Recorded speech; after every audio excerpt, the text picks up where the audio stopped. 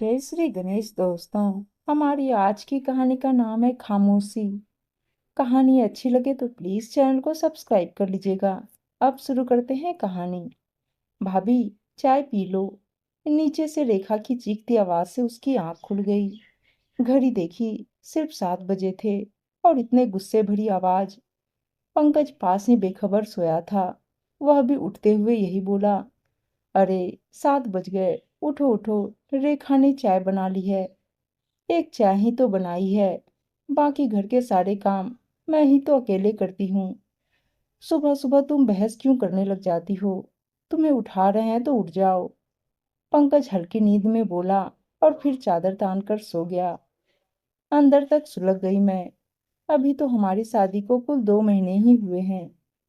रोजाना की नफरत दिल में लिए नाइटी संभाल कर मैं सीधा बाथरूम में घुस गई। बंदी से इतनी कि बिना नहाए धोए, साफ सूट पहने बिना सास के पास नहीं जा सकती। जल्दी जल्दी नहा धोकर नीचे पहुंची। सास के पांव छुए। वे बजाय आशीर्वाद देने के घड़ी देखने लगी। गुस्सा तो इतना आया कि घड़ी उखाड़ कर फेंक दूं या सास की गर्दन मरोड़ दूं। शुरू शुरू में मायके में मेरी भाभी जब 8 बजे उठकर नीचे आती थी तो कभी कभार मम्मी कह देती थी, बेटा थोड़ा जल्दी उठने की आदत डालो। इस पर भाभी का खिसियाया चेहरा देखकर एक दिन मैं बोल पड़ी थी, मम्मी भाभी को गुस्सा आ रहा है, इन्हें कुछ मत कहो। भाभी हड़बड़ा गई थी। तब मुझे भाभी पर व्यंग करने में मजा आया था और अपनी मम्मी की नरमी पर गुस्सा। क्यों भाभी, मम्मी को इस तरह देख रही हो, मानो खा ही जाओगी। मैं रेखा के व्यंग पर चौंकी। वह लगातार मेरा चेहरा ही देखे जा रही थी। अचानक मेरी भाभी मुझ में आ गई। मेरे शब्द गले में ही अटक गए। भाभी को भी ऐसी ही बेइज्जती महसूस होती रही होगी मेरे व्यंगों पर। चाय पी लो। रेखा झाड़ू लगा चुकी है। सास का स्वर शुष्क था। साथ ही रेखा ने ठंडी चाय मेरे हाथ में पकड़ा दी। मैं चाय को तेजी से सुरख कर उसके पीछे रसोई में लपकी। अगर मैं ऐसा नहीं करती तो सास बोलती, देख कैसे मजे ले लेकर चाय पी रही है, ताकि रेखा 2-3 काम और निपटा ले तथा इस महारानी को कोई काम न करना पड़े। रेखा परात में आटा छान रही थी। चाय का कप सिंक में रखते हुए मैंने कहा, दीदी तुम तैयार हो जाओ, मैं नाश्ता बनाती हूँ। मेरे शब्द मुंह से निकलते ही रेखा परात छोड़कर रसोई से निकल गई, मानो मुझ पर एहसान कर दिया हो। मैंने चाय पी या नहीं, यह पूछना तो दूर की बात है। शुरू से ही सारा काम थमा दो, आदत पड़ जाएगी। ऐसी नसीहतें अक्सर रिश्तेदार व पड़ोस ने दे जाया करती। मेरी मम्मी को भी मिली थी, पर मेरी मम्मी ने कभी अमल नहीं किया था। अगर थोड़ा बहुत अमल किया था तो मैंने। पर यहाँ तो सब दर शब्द अमल किया जा रहा है। जितनी तेजी से मेरा दिमाग अतीत में घूम रहा था, उतनी ही तेजी से मेरे हाथ वर्तमान में चल रहे थे। आटा गूथा, आलू उबाले, चाय बनाई तथा दूध गर्म किया। इतने में रेखा नहा धोकर तैयार हो गई थी। सास बिस्तर पर बैठे बैठे ही चिल्लाने लगी थी, नाश्ता न मिले तो यूं ही चले जाओ, देर मत करना। इसके घर में तो सोते रहने का रिवाज होगा। बता दो इसको कि यहाँ मायके का रिवाज नहीं चलेगा। जल्दी जल्दी दूध गिलासों में डाला। आलू में मसाले डालकर उनके पराठे बनाने लगी। दूध व पराठे लेकर जैसे ही कमरे में पहुंची, रेखा मुझे देखते ही पर्स उठाकर जाने की तैयारी करने लगी। दीदी नाश्ता, देर हो चुकी है। एक तीखी निगाह मुझ पर डालकर वह तेजी से निकल गई। मेरी निगाह अचानक घड़ी पर पड़ गई। आधा घंटा पहले ही। घड़ी क्या देख रही है? सास ने घुरती निगाहों से देखा। मेरा मन घबराने लगा कि अभी पंकज को पता चलते ही वह सबके सामने मुझ पर बरस पड़ेगा। मैं निकल गई। दूसरे कमरे में राजेश खड़ा था। सास की बड़बड़ाहट जारी थी, सुबह तक सोती रहती है। कितनी बार कहा है कि 6:15 बजे तक नहा धोकर नीचे आ जाया कर। पड़ी पड़ी सोती रहती है महारानियों की तरह। सुबह सुबह सास के तीखे व्यंग्यवाणों को सुनकर दिमाग भन्ना गया। भाभी, नाश्ता बना हो तो दे दो। राजेश के शांत स्वर से मुझे राहत मिली। हाँ हाँ लो ना। मैंने रेखा वाली प्लेट उसे थमा दी। रेखा ने नाश्ता नहीं, मेरी उतरी शक्ल देख उसने बात पलट दी। छोड़ो, एक मिर्ची वाला पराठा बना दोगी जल्दी से? पर माँ को मत बताना कि ज्यादा मिर्ची डाली है। राजेश हाथ में प्लेट लिए मुस्कुराता हुआ सास के पास चला गया। अभी लाती हूँ। मैं खुश हो गई। पराठा बनाकर ले गई तो सास ने मेरी आहट सुनते ही बड़बड़ाना शुरू कर दिया। देर नहीं हो रही है, जल्दी ठूस और ठूस के जा। नाश्ता तो आराम से करने दो मम्मी। लाओ भाभी। धन्यवाद। बस और मत बनाना। मैं वापस जाने लगी तो सास के शब्द कानों में पड़े। पराठे के लिए धन्यवाद बोल रहा है, पागल है क्या। पर मुस्कुराते हुए राजेश के नम्र शब्दों के आगे मेरे लिए सास के तीखे शब्दों के व्यंग बाण निरस्त हो गए थे। क्या घर के बाकी लोग भी ऐसे नहीं हो सकते थे। मुझे याद है जब एक दिन भाभी मम्मी को दवा देकर हटी तो मम्मी बोली थी, जाओ जाकर सो जाओ, तुम थक गई होगी। मैंने मम्मी से पूछा था, दवा देने से वे थक कैसे जाती हैं। तुम इस तरह बोलकर भाभी को सिर चढ़ाती हो। मेरी नादानी पर मम्मी हंसी थी। फिर बोली, हम बूढ़े लोग तन से थकते हैं और तुम जवान लोग मन से थक जाते हो। प्यार के दो बोल मन नहीं थकने देते। जब तू बड़ी हो जाएगी, तेरी शादी हो जाएगी, तब अपने आप समझ जाएगी। मम्मी की बातों पर मैं चिढ़ जाती थी कि वे मुझे बेवकूफ बना रही हैं। पर नहीं, तब मम्मी ठीक ही कहती थी। समझ शादी के बाद ही आती है। राजेश के प्यार भरे दो शब्द सुनकर मेरे हाथ तेजी से चलने लगते हैं, वरना दिल करता है कि चकला बेलन नाले में फेंक दूं। 10 मिनट खाना लेट जाए तो पेट क्या, रोटी हजम करने से मना कर देता है। क्या सास को पता नहीं कि शादी के तुरंत बाद कितना कुछ बदल जाता है। उसमें तालमेल बैठाने में वक्त तो चाहिए ना। पर क्या बोलूं, बोली तो कहेंगे कि अभी से जवाब देने लगी है। जाते जाते राजेश शाम को ब्रेड रोल्स खाने की फरमाइश कर गया। मुस्कुराकर उसका यह आग्रह करना अच्छा लगा था। क्या पंकज ऐसा नहीं हो सकता। मन ही मन सोचते हुए मैं सास को नाश्ता देने गई। वहां पहुंची तो पंकज जमीन पर बैठे हुए पलंग पर बैठी सास के पांवों पर सिर रखे अधलेटा बैठा था। देखकर मैं भीतर तक सुलग सी गई। नाश्ता मैं नाश्ते की प्लेट सास के आगे रखकर चुपचाप वापस जाने लगी। मैडम जी, एक तो रेखा को समय पर नाश्ता नहीं दिया, ऊपर से मुंह सुजा रखा है। देखकर मुस्कुराई भी नहीं। अपनी माँ के साथ टेढ़ी नजर से देखते हुए पंकज ने कहा, नहीं तो ऐसा तो नहीं है। चाय पियेंगी आप। जबरदस्ती मुस्कुराई थी मैं। ले आओ। पंकज वापस यूं ही पड़ गया। मुस्कुराहट का आवरण ओढ़ना कितना भारी होता है, आज मैंने महसूस किया। मैं वापस रसोई में आ गई। मुझे बरबस माँ की नसीहत याद आने लगी। मम्मी ने एक दिन भैया से कहा था कि सुबह की पहली चाय तुम दोनों अपने कमरे में ही मंगाकर पी लिया करो। मम्मी की बात सुनकर मैं झुंझलाई थी कि क्यों ऐसे पाठ उन्हें जबरदस्ती पढ़ाती हो। तब माँ ने बताया था कि उठते ही माँ के पास लेट जाने या बैठने से पत्नी को ऐसे लगता है कि मानो उसका पति रात भर अपनी पत्नी नहीं, माँ के बारे में ही सोचता रहा हो। ऐसी सोच बिस्तर पर ही खत्म कर देनी चाहिए। तभी पत्नी पति की इज्जत कर सकती है। माँ तो माँ ही है, पत्नी लाख चाहे, पर बेटे के दिल से माँ की कीमत तो कम होगी नहीं। पर ऐसे में बहू के दिल में सास की इज्जत भी बढ़ती है। पंकज को सास के पैरों पर लिपटा दे मम्मी की बात सही लगने लगी। मुझे यही महसूस हुआ जैसे पंकज सास से कह रहा हो, माँ, बस एक तुम ही मुझे इससे बचा सकती हो। पंकज के साथ जब मैं नाश्ता कर रही थी तो सास बोली, अच्छी तरह खिला देना, वरना मायके में जाकर कहेगी कि खाने को नहीं पूछते। और मेरा चेहरा कठोर हो गया। खाना पूर्ति करके मैं पोछा लगाने उठ गई। सारे कमरों में पोछा लगाकर आई तो देखा पंकज सास के साथ ताश खेल रहा है। मैं हैरान रह गई। मेरे मुंह से निकल गया, काम पर नहीं जाना है। मुझे नहीं पता है। पंकज गुस्से से देखकर बोला, मैं समझ नहीं पाई कि आखिर मैंने ऐसा क्या कह दिया था। तुम्हें जलन हो रही है हमें एक साथ बैठे देखकर। बेटा, तुम जाओ। यह तो हमें इकट्ठा बैठा नहीं देख सकती। सास ताश फेंककर बिस्तर पर पसर गई। पंकज ने सास को मनाने के प्रयास में मुझे बहुत डांटा। मैं खामोश ही बनी रही। उस दिन भैया से भी भाभी ने पूछा था कहाँ चले गए थे? शादी में नहीं जाना क्या? तब मुझे गुस्सा आ गया था कि भैया मेरे काम से बाजार गए हैं, इसलिए भाभी इस तरह बोली हैं। भैया भी भाभी पर बिगड़े थे।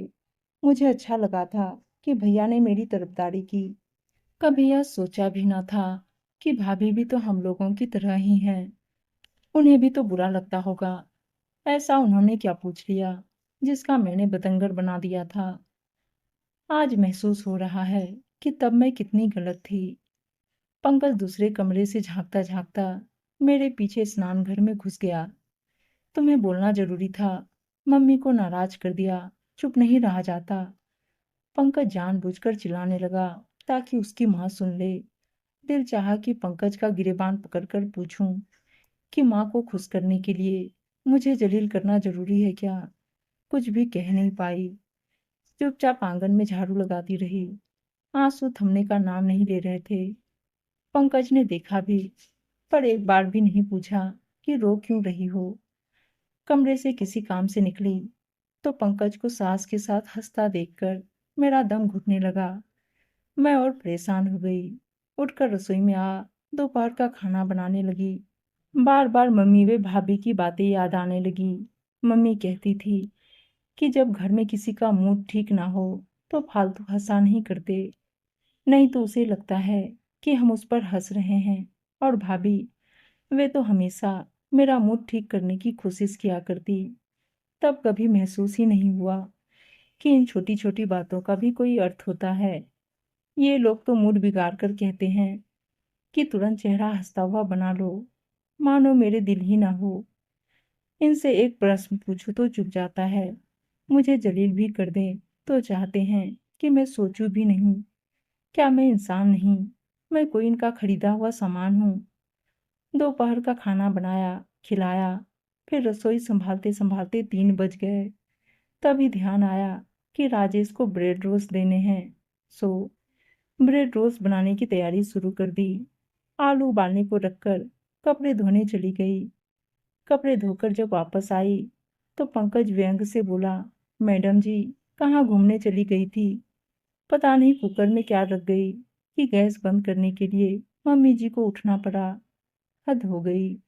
गैस बंद करना भी इनकी माँ के लिए भारी काम हो गया। और मेरी कोई परवाह ही नहीं है। मैं रसोई में ही जमीन पर बैठकर आलू छीलने लगी। तभी पंकज आ गया। क्या कर रही हो? 2 मिनट मम्मी के पास बैठने का, उनका मन बहलाने का वक्त नहीं है तुम्हारे पास। जब देखो रसोई में ही पड़ी रहती हो। खामोश रहना बेहतर समझकर मैं खामोश ही रही। जवाब नहीं दे सकती तुम। पंकज झुंझलाया था। काम खत्म होगा तो आ जाऊंगी। मैं बिना देखे ही बोली, काम का तो बहाना है। हमारी मम्मी ने तो जैसे कभी काम ही ना किया हो। बड़बड़ाते हुए वह निकल गया। कितना फर्क है मेरी मम्मी और सास में। मेरी मम्मी मुझसे कहती थी कि भाभी का हाथ बटा दे, खाना रख दे, बर्तन उठा दे, फ्रिज में पानी की बोतल रख दे, सबको दूध पकड़ा दे, साफ बर्तन संभाल दे। इन छोटे छोटे कामों से ही भाभी को इतना वक्त मिल जाता कि वे मम्मी के पास बैठ जाती। इन्हीं कामों के लिए भाभी कभी मेरी तारीफ करती तो मैं सोचती कि भाभी अपने को ऊंचा साबित करने की कोशिश कर रही है। पर नहीं, भाभी ठीक कहती थी। यहाँ पर पानी का गिलास भी सबको बिस्तर पर लेटे लेटे पकड़ाओ, फिर नौकर की तरह खड़े रहो खाली गिलास ले जाने के लिए। अगर एक कप व एक बिस्किट चाहिए तो नौकरों की तरह ट्रे में हाजिर करो, वरना बेसौरी का किताब मिलता है और मायके वालों को गालियां। पंकज और सास को चाय व ब्रेड रोस्ट देकर हटी तो राजेश आ गया। राजेश को चाय देकर हटी तो रेखा आ गई। वह आते ही सो गई। बिस्तर ही उसे चाय पानी दिया। रेखा के तो ऑफिस में एक बॉस होगा, यहाँ तो मेरे चार चार बॉस हैं। किस किस की सेवा करूं? मैं रात का खाना बनाती खिलाती रही। इन सब का ताश का दौर चलता रहा। रात 10:30 बजे ठाकों और खुशी से ताश का दौर रुका तो रेखा ने सास के लिए एक गिलास दूध देने का आदेश दिया और सास ने रेखा को देने का। मुझे किसी ने सुबह भी नहीं पूछा था कि दूध लिया या नहीं। मेरी तो इतनी हिम्मत भी नहीं थी कि 10:15 बजे सबको खाना खिलाकर मैं बिस्तर पर सो सकती। सुनने को मिल जाता, देखो तो जरा भी ढंग नहीं है, माँ बाप ने सिखाया नहीं है। हम तो यहाँ बैठे हैं, यह सोने चली गई। बिस्तर पर पहुंचते पहुंचते 11 बज गए। बिस्तर पर लेटी तो पूरा बदन चीसे मार रहा था। तभी पंकज बोला, जरा पीठ दबा दो। बैठे बैठे मेरी पीठ दुख गई और पंकज नंगी पीठ मेरी तरफ करके सो गया। मन किया कि पंकज की पीठ पर एक मुक्का दे मारूं या बोल दूं कि जिस माँ का मन बहलाने के लिए पीठ दुखाई है, उसी माँ से दबा भी लेते। बस यही एक काम बचा था ना मेरे लिए। मन ही मन मोटी सी भद्दी गाली दे दी। दिल भी किया कि तीखा जवाब दे दूं, पर याद आया कि कल मायके जाना है। अगर इसका मुंह सूज गया तो यह अपनी माँ के आंचल में छिप जाएगा और मैं जाऊंगी। कल मायके ले जाओगे ना? मैंने पीठ दबाते हुए कहा। बड़ी देर के बाद पंकज के मुंह से निकला, ठीक है, दोपहर का खाना जल्दी बना लेना, फिर वापस भी आना है। मैं जल भून गई है उत्तर सुनकर। सिर्फ 4 घंटे में आना जाना और मिलना भी। मजबूरी थी, समझौता कर लिया। क्या बात है, यह तो जैसे हमें भूल ही गई। भाभी ने प्यार से कहा, होना भी चाहिए, आखिर वही घर तो इसका अपना है। पंकज ने अकड़ कर कहा। मम्मी भाभी के सामने आते ही आंसू आने लगे थे, मगर मैं रोक लगा गई। क्या हुआ? दोनों हैरान रह गए मेरी सूरत देखकर। कुछ भी नहीं, मैं अपने आप को रोक रही थी। यहाँ के लोग मेरे चेहरे से मेरे मन के भाव पढ़ लेते हैं, ससुराल वाले क्यों नहीं पढ़ पाते? सबने बहुत आवभगत की, पंकज को बहुत मान दे रहे थे। मुझे लगा कि पंकज इनके मान के काबिल नहीं है, लेकिन मजबूरी, मैं कह भी नहीं सकती थी।